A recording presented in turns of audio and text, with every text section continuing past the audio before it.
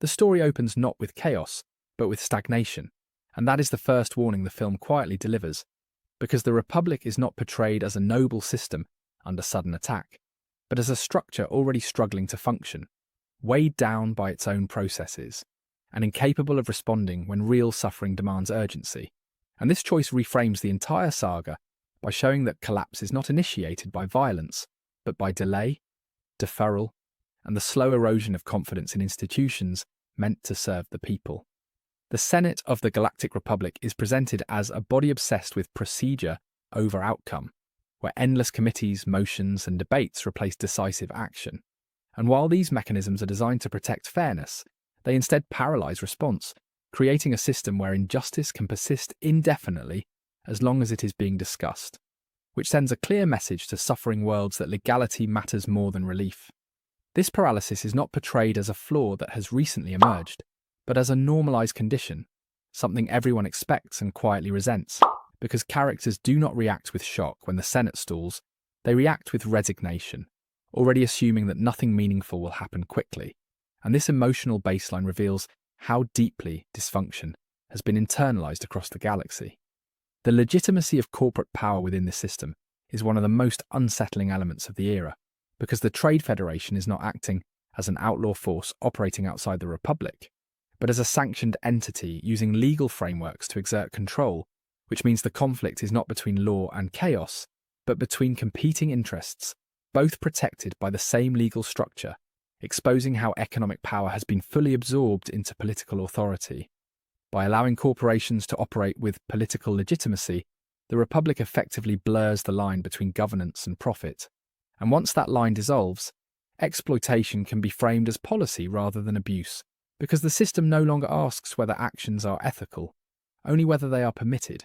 which creates an environment where harm is normalized as long as it adheres to procedure. Crisis management becomes the dominant mode of governance, replacing long-term leadership with short-term containment,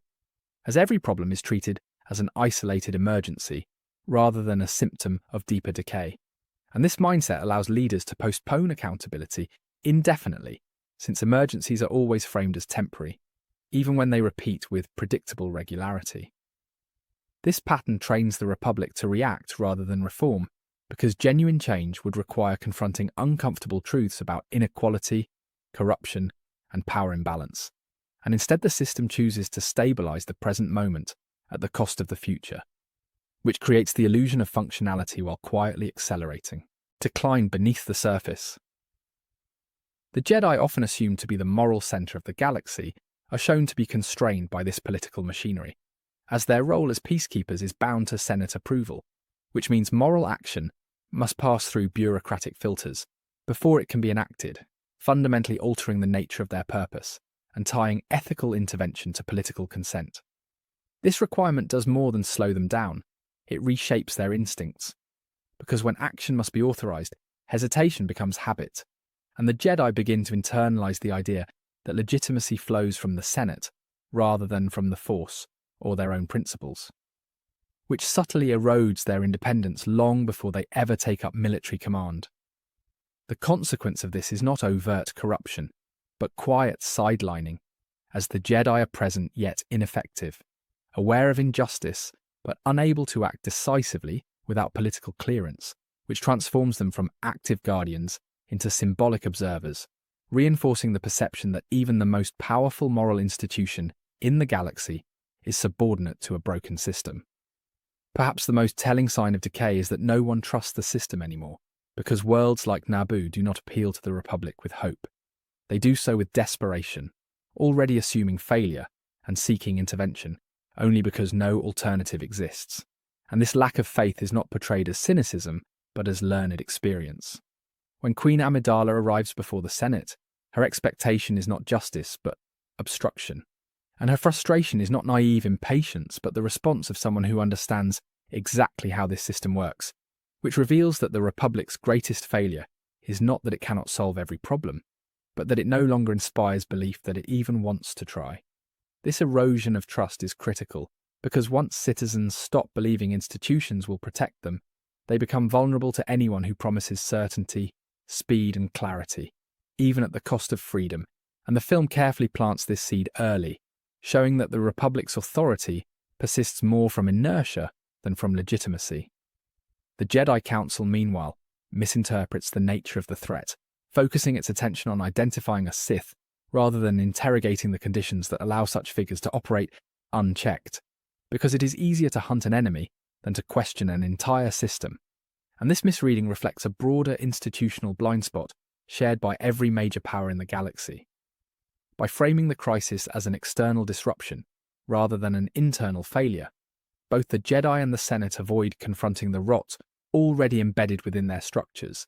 which allows that rot to deepen unnoticed, protected by tradition, procedure, and the comforting belief that the Republic, despite its flaws, is fundamentally sound.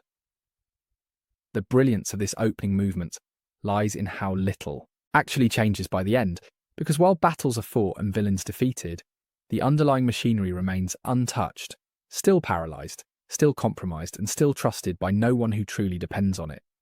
making it clear that what the audience has witnessed is not the beginning of the fall, but evidence that the fall has already begun long before the first shot is fired. What makes the second movement of this story so unsettling is that it presents political change without political repair, because the mechanisms of power shift while the machinery beneath them remains untouched. And this distinction is critical, as it reveals how systems can appear responsive while continuing to fail at their core, offering the illusion of progress while preserving the conditions that made collapse inevitable in the first place. The vote of no confidence is framed as a dramatic assertion of democratic will, yet it functions more like a pressure release valve than a corrective act, because removing one figurehead does nothing to address the procedural paralysis that rendered leadership ineffective, and by focusing outrage on a single individual, the Senate avoids confronting its own complicity in sustaining dysfunction through endless delay and deflection. Chancellor Valorum's removal feels cathartic precisely because it is simple, but that simplicity is deceptive, because the problems facing the Galactic Republic are structural rather than personal, and replacing leadership without reform allows the Senate to feel decisive without becoming accountable. Ihafome Kaminatin, reinforcing a pattern where symbolic action substitutes for meaningful change. This is the environment in which Palpatine rises, not through subversion of the system, but through flawless navigation of it,